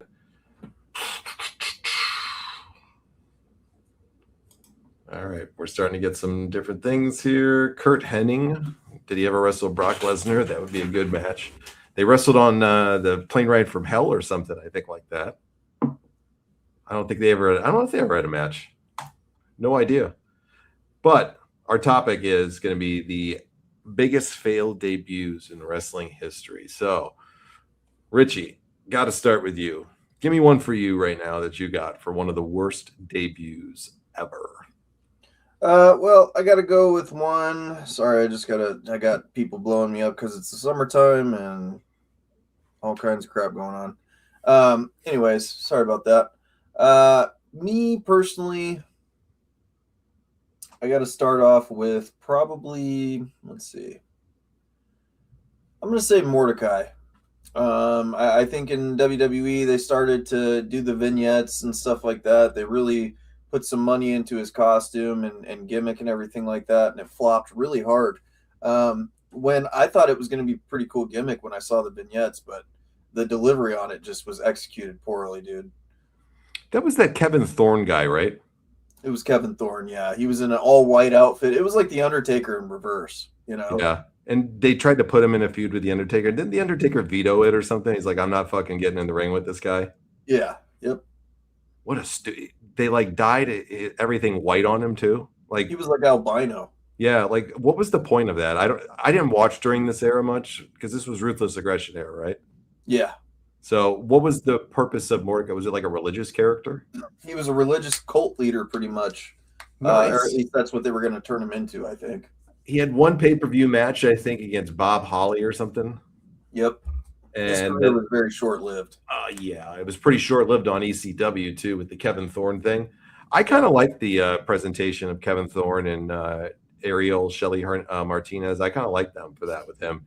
Yeah. Is he still wrestling at places like on the indie scene? I don't think so. I haven't seen anything. I doubt it. Yeah. Yeah, absolutely, Relaz. I checked that out, man, for sure. It was some good stuff. You're always comprehensive on that stuff, so it was definitely a good one. All right, let me go for one here. I got to go with Sean here. How could anybody forget the Shockmaster? Okay, poor Fred Ottman, tugboat, whatever you want to call him, just seems like a salt of the earth type dude. But this Shockmaster gimmick, taking a stormtrooper helmet, throwing glitter on it, he couldn't see through the thing, building the set that he fell through. They were trying to hype him up as this big thing to team up with Sting and Davey Boy and somebody else that, like, I think it was Bash at the Beach or something like that. They were Great American Bash, some shit like that. And then the poor bastard trips and the helmet falls off of him. You got Ole Anderson doing his voice, laughing in the background when it happens. That shit was snake bit right from the start. So I got to go with the Shockmaster. Do you remember the Shockmaster stuff? I do remember the Shockmaster stuff, and you know, he had a stormtrooper helmet that was bedazzled with sparkly fucking gray shit. Dude, this was snake bit from the start, and anybody, I don't know who in the WCW executives was like, you know what's going to be a good fucking idea? Let's have fucking Tugboat and a stormtrooper helmet and a fucking weird ass vest and have him fall through a goddamn wall. Like, he looked like a fucking construction worker with the glitter helmet. That's what he looked like. Do you think that the fall through the wall was planned or a work? Or no, I just think WCW was such a fucking train wreck at that point, and they just didn't think of the or not the logistics, but how this could have not been a good idea. When you build the wall like the fucking Kool-Aid man. Yeah, and he can't fucking see. You got this huge vest on this guy. He's probably got sleep apnea. Not that there's anything wrong with that. You know what I mean? I mean, just the whole thing was a train wreck. Just fucking dumb. It was fucking dumb. Just fucking dumb. How long did the Shockmaster last? Maybe 2 pay-per-views? Maybe a few months, maybe 3 to 6 months. Yeah. Sean, you're a bigger NWA guy, WCW earlier years than I was at that point. You tell me, or you guys that might know, I would think maybe 3 to 6 months he was around. And it's not nothing. Fred is seems like one of the nicest guys ever, you know, but awful. You guys are throwing a lot of good ones at us. I was thinking over from Sean. DDP as the stalker gimmick. What a fucking horrible debut. How dumb. Dude, it was written on the wall. Like, it couldn't have hit you any harder in the face. You do the People's Champ of WCW versus the People's Champ of WWE. And you could have had The Rock win in a fucking stunning fashion and make DDP look like a bitch. But at least it would have made sense, right? Like, The Undertaker and DDP did not make sense in the least bit. Zero. Whatsoever. And you make him a stalker. Yeah. The People's Champ. Sniffing panties and shit like that. Completely different than Diamond Dallas Page's fucking character, by the way. Awful. Awful. Awful. Awful. I got to give you my next one, though. Hit me with it. I got to go. I got to go with fucking Bret Hart in WCW. Yes. It was one of the worst, probably on a scale of what was going on at the time and what WCW could have capitalized on and how they brought him in. You had to purposely fuck it up this bad to do what they did with Bret Hart. Yeah. He was the hottest free agent in professional wrestling. The buzz around him at the time was so hot. And the shit that they did on Monday Night Raw, you could have countered so easily with Bret Hart. They literally recreated the screw job, but in a WCW form. They flubbed probably the biggest story that they have been telling in WCW history with Sting versus Hogan.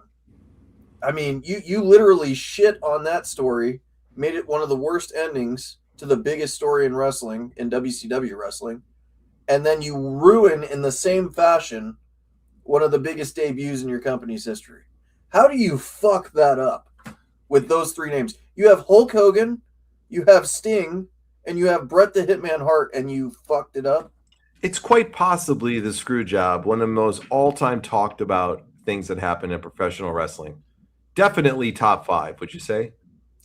It's the top 5, but with those three characters, they're one of the top 3. Yeah. I mean, Hulk Hogan's the GOAT. The reason I said this is for a reason. You have the top gimmick of thing, or not gimmick, but the top talked about thing that was going on of the screw job happening On both ends. Yeah. You had Hulk Hogan versus Sting was the most talked about on WCW, and then you bring Bret Hart, which is WWF's top story going on over there. And you just killed, like that you're getting one of their biggest guys that he's coming over at this point.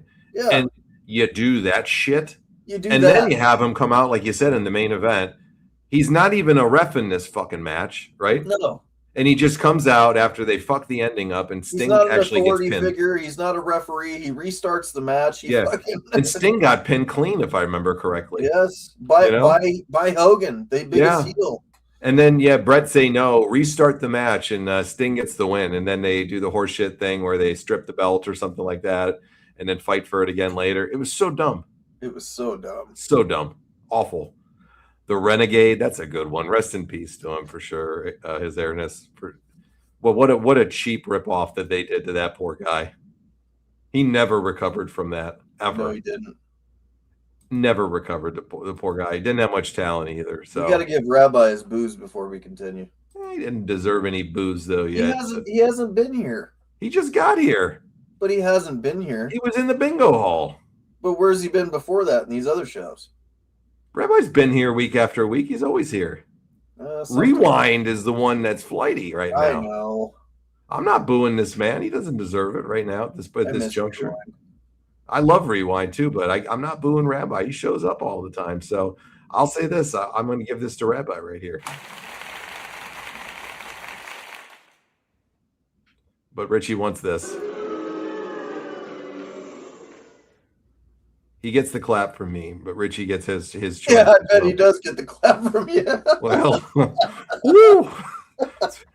In my early years, maybe. I'm sorry.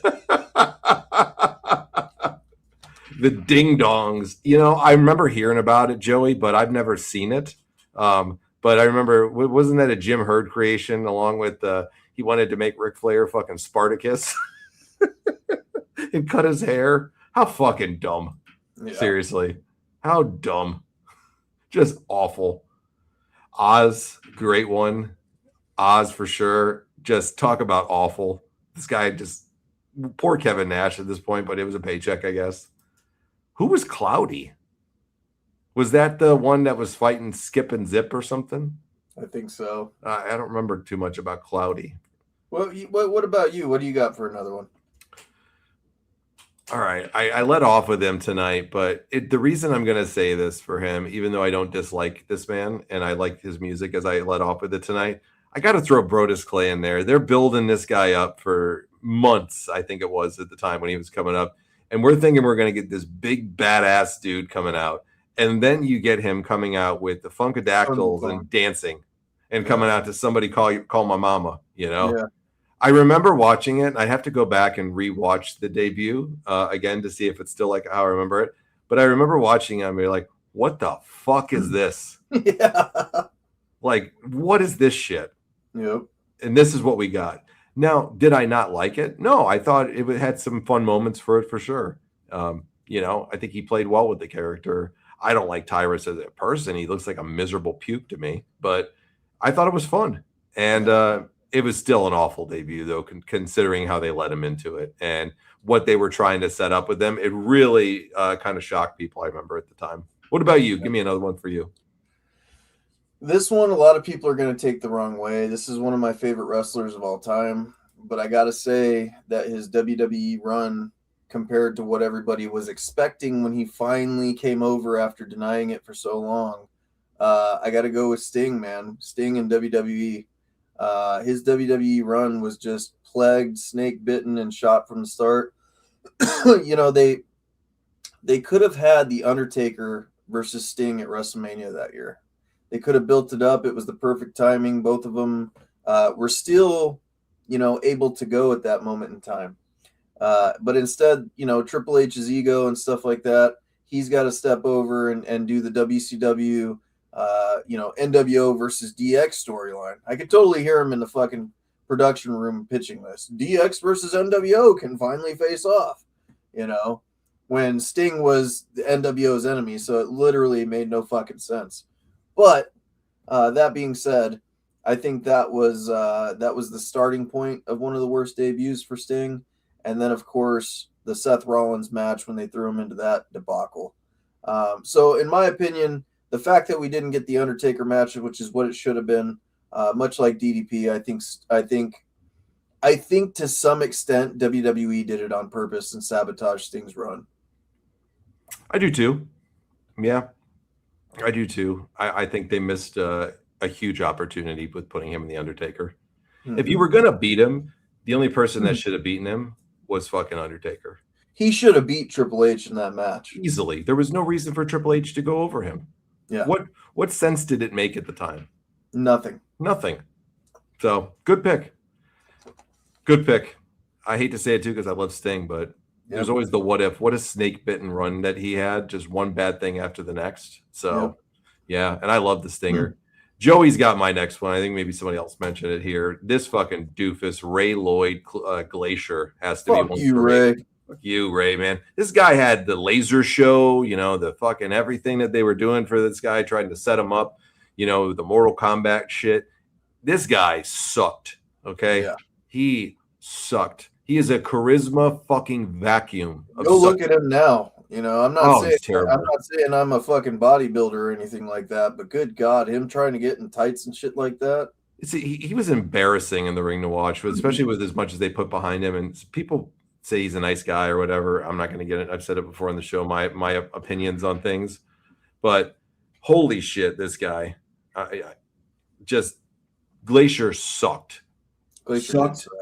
Sucked. And I am so not a fan of this guy. You're not. I never have been. And it wasn't even before that he was a douchebag that time. Sucked.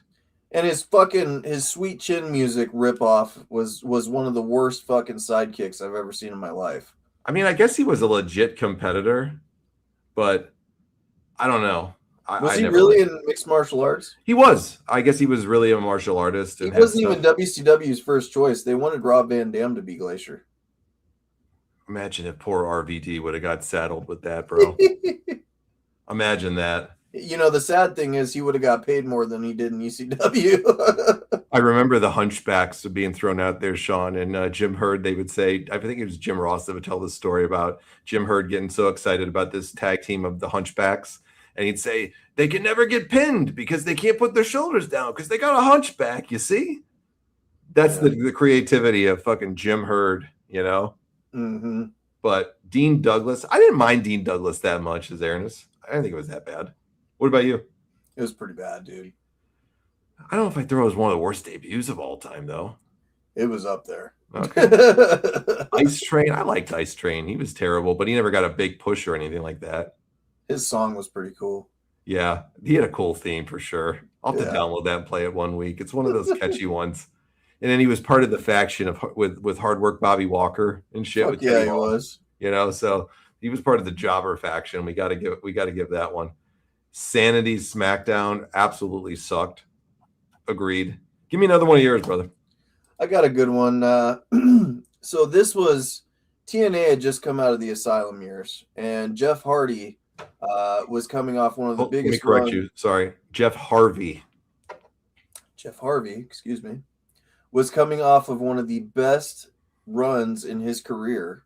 Unfortunately, in his personal life, he was not having one of the best runs of his life. It was plagued by drug use, obviously. We all know the story about Jeff Hardy with drugs and stuff, but he was looked at as what was going to take TNA to the next level. They invested a lot of money, a lot of time in Jeff Hardy when he came over, turned him into a heel gimmick. He had a lot of cool potential with what he was doing in TNA, but his personal life caught up with him, and obviously we saw what happened with him and Sting. One of the worst situations that could possibly happen. He was blown out of his mind off of pills, and they had a terrible match. So, Bischoff and the rest of creative and stuff like that, they had to call the match almost like a Montreal screw job type of thing, right? Yeah. Sting roll him up and do the pin. But yeah, Jeff Hardy, one of the more bigger disappointments over there in TNA and what could have been, I think. I think a lot of Jeff Hardy's career, as amazing as it was, and I'm a huge fan of Jeff Hardy. Me too. I think a lot of Jeff Harvey's career is a what if to me. Yeah. You know, if he would have stayed sober and not gotten in trouble, or maybe had his shit squared away a little bit more, what could have been for his career? Probably a lot more. Probably a whole lot. Probably a hell of a lot more. And I don't think I would dare to say that his WWE Championship run at that time was probably the best story in the past couple of years of when that happened. When he finally won that title, it shot him to the fucking moon. Who did he beat for? Was it Punk? I thought it was Triple H. Might have been Triple H. I can't remember. Did he have 1 or 2 title reigns? I think he had 2. Okay. I'm pretty sure he won the World Heavyweight and the WWE Championship at separate times because he had the spinner belt at one point, and I think he had the World Heavyweight title, the WCW Big Gold. Van Hammer, rest in peace. Yep. Listen, Van Hammer, I'm not going to say he's a big star. But he had a nice push in the beginning after his run in WCW when he first debuted. The fans loved Van Hammer. And I just got to say this right now. The Knicks just almost are coming back from 29 points down. They're 1 point down with 2 minutes left for the basketball fans out there. That's fucking crazy. Not bad. Fucking crazy. Van Hammer, though, when he came out, people loved Van Hammer, man, in the beginning. And he just didn't have a lot of talent and had a bad attitude, apparently. Do you ever hear the famous Van Hammer story where he walked into the back when he first got signed, and it got signed, I guess, to about $150,000 a year contract, which was pretty big money for a new guy at the time.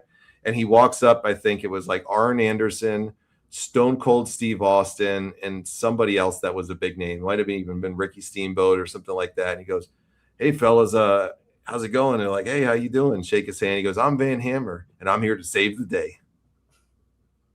And they just looked at each other and they're like, what a fucking douche this guy is, And I think when you do that, imagine being that fucking brain dead that you're going to walk up to guys like an Arn Anderson or a Stone Cold at the time or a Steamboat or whoever was there and just say, "I'm here to save the day."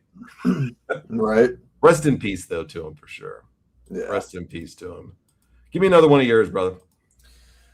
This is a really forgetful run, which is crazy because, you know, in the indie circuit and TNA and all these different places, this guy was looked at as like the second coming of fucking Christ. I don't know. They thought he was going to save the wrestling world. And he had a great physique. You know, let me tell you, he looked great. But I got to go with EC3. You know, Good pick. They were literally pumping this dude up as like he had it made. He just had to deliver. And he didn't deliver, dude. His WWE run was probably one of the most anticipated ones coming from TNA. And it just flopped. I mean, it literally fell off the map. What do you think went wrong with him? Do you think it was his attitude? I think it was his attitude. I do. That's the only thing I could really think of. Because you would think looking at EC3 looked like a guy that Vince McMahon would just absolutely love. Yeah, he would handpick him. He looks like $1 million. Great talker, good worker. What went wrong? Got to be the attitude. I don't know if he was a great talker. I thought he was a very good talker, and his stuff in TNA that I've seen, I thought he was a very good talker for the most part. Yeah, but his WWE run, you want to know what I think it was? I think it's the same thing with LA Knight. I think these guys get a huge ego because they're the big fish in the small pond, and they come to the big ocean and they can't swim. I found out, by the way, before we continue on with this, why LA Knight has what he has in WWE. Apparently, he got in a real confrontation and physical altercation with AJ Styles. Mm-hmm. Really? So, yes. They got LA in a fist Knight fight. with AJ Styles? WrestleMania 40, they got in a shoot fight at a promoting event.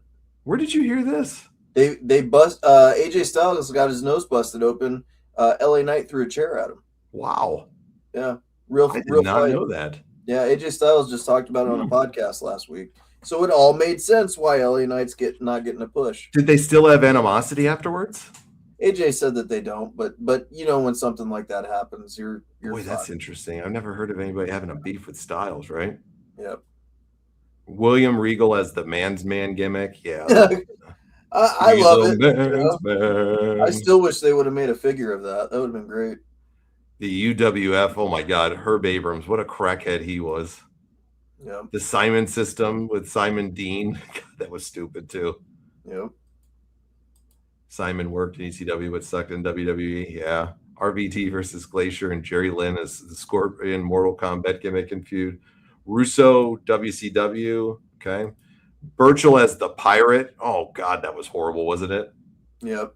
Rockabilly. Jesus, how could you forget about Rockabilly? Rockabilly was pretty bad. I disagree. I like Alex Wright here. What do you think? I love. You'll never hear me talk shit about Alex. I love Das Wonder Kid. They loved him too. He was a huge fan favorite for the first few years. He went on a pretty big undefeated streak too, I think, if I remember correctly. Yep. David Flair, that poor kid was fucked from the start, Laza. You know, Yeah, he was. What shit they threw him into. They set him up to fail for sure. You know, another one that I was shocked about, because I was a big fan of him in WCW, and he was in WWE for a cup of coffee, and it just goes to show you. I mean, they did it with all the cruiserweights, but Ultimate Dragon, you know, his WWE run ended up flopping pretty bad, and I thought him and Rey Mysterio could have done really well together, and kind of paralleled each other in the WWE. It kind of shocked me when he flopped. Yeah, I forgot about him over there. He was only there for less than a year, wasn't he? I think he was there for 2 months. Yeah, and he was just a huge international star too. Yeah. Yeah, I forgot about him. That was around the Ruthless Aggression era too, wasn't it? Yep. Yeah. Good pick. I forgot about Ultimo Dragon in there. I wouldn't throw Maven in as one of the worst debuts. I think he had a great debut with knocking the Undertaker out in the Royal Rumble after winning the competition. His debut wasn't bad, but the whole, you know, I would dare to say that the Tough Enough guys as a whole, I just don't think that any of them did good, you know? Yeah.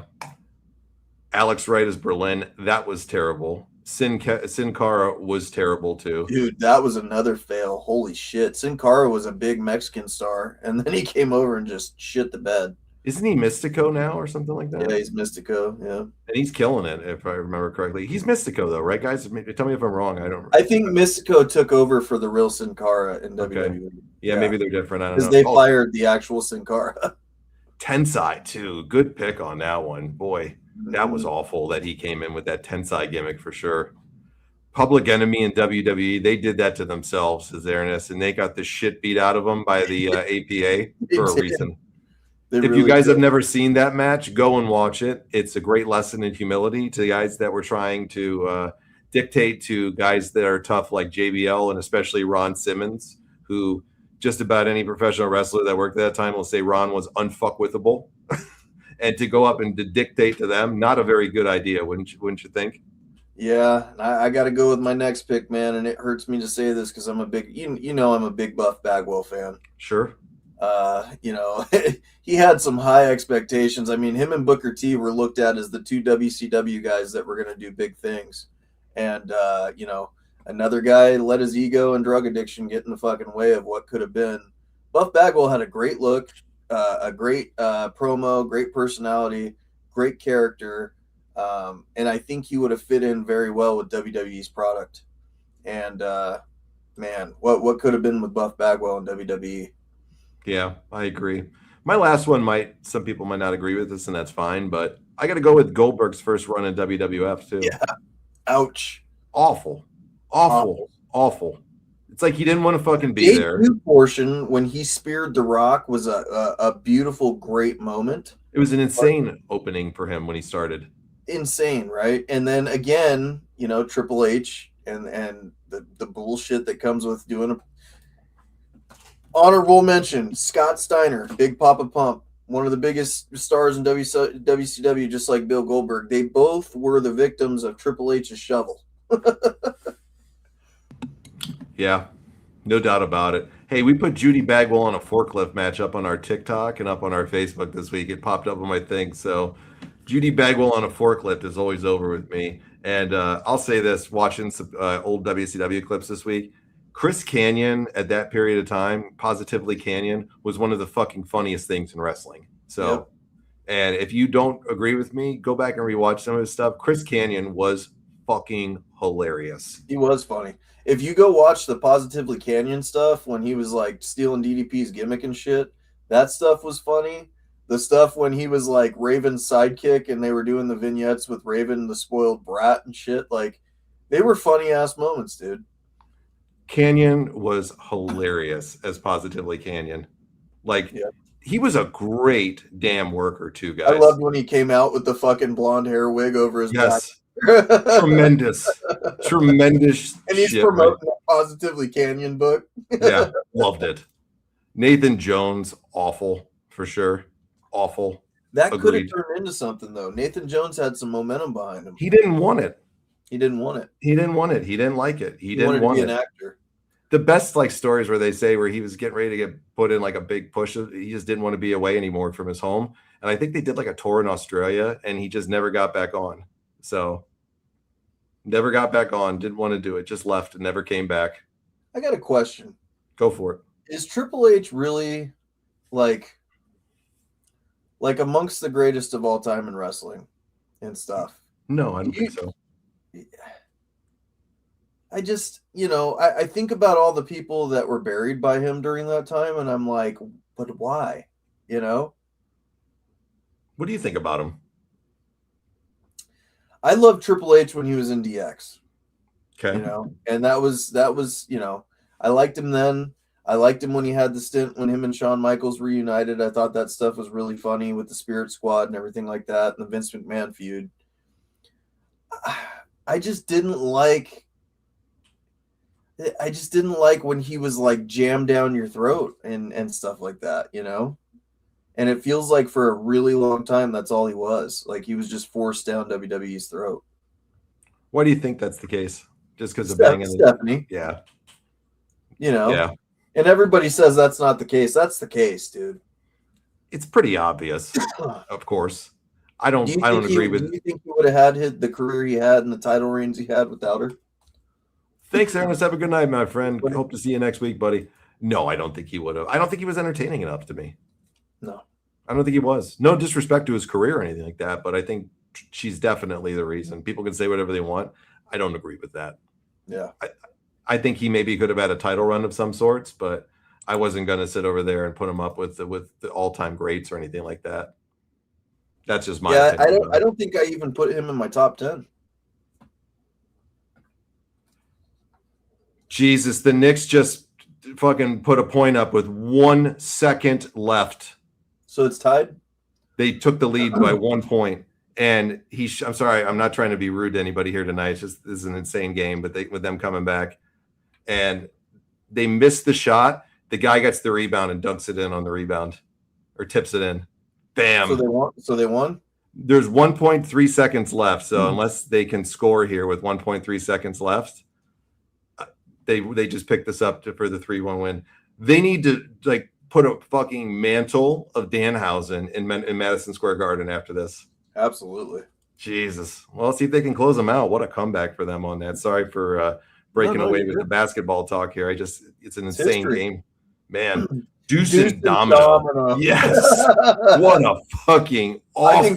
I think the girl got over more than they did. Carrie, I don't even think you can say that about her. Her career fucking sucked too. Yeah. What a shit gimmick to put him in the 1950s stuff.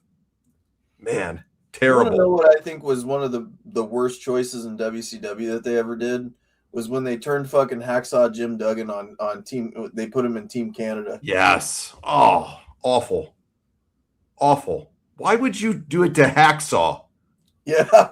Nobody was asking for that. Guy. No, not even close. Rewind might disagree with you here on this one. Uh-oh. He might disagree with you on that one.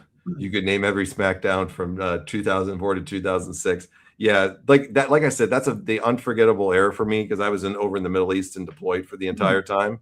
So yeah, I don't remember a ton of them. I would just catch it kind of casually in those years, and it was definitely a very forgettable time for sure.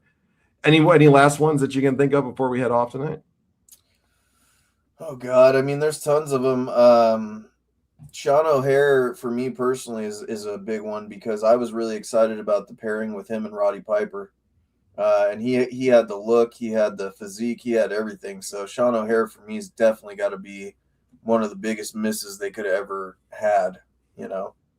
Do you think it was his demons of drugs probably that got him? Just like everybody else that I've mentioned tonight, pretty much. Yeah, absolutely 100%. You also have to go with, I remember this to the day, like when Great Khali debuted, and you thought it was going to be something special and all this shit, and the guy was stiff as a fucking tree, man. He couldn't fucking move to save his life. I would say that he was worse than Giant Gonzalez, wouldn't you? I don't know, bro. Giant Gonzalez Could you was imagine bad. a WrestleMania main event with Giant Gonzalez and fucking Great Khali? Probably the worst event ever. Listen, Elegante, Giant Gonzalez, everybody said was awesome as a person, but he had no talent whatsoever. God. What did The Undertaker do to piss somebody off to get put in a fucking matchup with him at WrestleMania? Dude, I literally was there live for the Punjabi prison. What a shit show that was, too. You spent your hard-earned money to go to a pay-per-view, and you got the Punjabi prison match. Wasn't that him and Batista that you saw? No, it was Undertaker and fucking... Oh, Jesus. You got the Undertaker, too, in there? It was Undertaker and Great Khali. Fuck, man. You know what the worst part is? They had 2 of them, right? Yeah. Maybe 3? I think there was 2. Okay.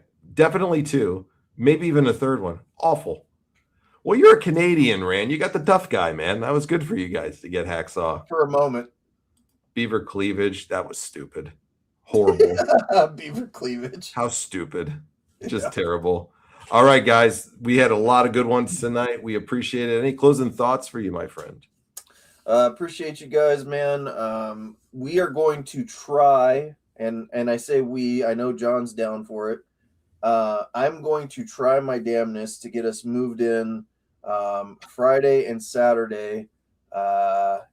Hopefully, and I say this because I really want to do it, hopefully by Sunday, we are good and in there, and we can stream the UFC White House card. Because just so you know, the White House card is on Sunday. It is not on the traditional Saturday that the UFC runs the PLE, I should say. I saw that with it. You know that they're what is it because it's Flag Day? It's because it's on Donald Trump's birthday. Oh, fuck off! They put it on a Sunday night just for him. Yep. Jesus. Well, we're gonna do our best, guys. If we don't, we'll definitely be talking about it next week. So pay attention to the channel. I know we said it was gonna be on TikTok, but with the move and everything like that, with Rich, getting set up, we didn't. July 11th, though, I will say the McGregor card, we will be streaming that. Yeah, and we hope to do it on TikTok really soon. So for sure, we hope to do it on TikTok. And we got a lot of fun stuff coming up. We'll have some fantasy booking here soon. We'll have more topics, good ideas. And we hope to see you guys on Sunday if we get some time. Yeah, the weather in DC is going to look pretty funky, I think. They said the only thing that can stop it is thunderstorms and lightning. And apparently it might be projected. So we'll see if it gets off the card, if the card gets off the ground and we get it. But weather could be a huge factor in this for sure. Oh, Joe, you're going to the G1. I bet you there'll be some good matches for sure. Wow. Yeah, I bet you there'll be Might some get good some matches. climax after with his stepsister that he likes. Hey. All right, guys, have a great rest of your week. We hope to see you this weekend. If we don't, we'll see you guys again next week. Same time, same place. For Richie, I'm John. We're out of here. Have a great night, guys. Thanks for joining us, and we'll catch you on the next episode of Wrestling with Reality. Hail Dozon. Hail Dozon. Always hail, Ricky.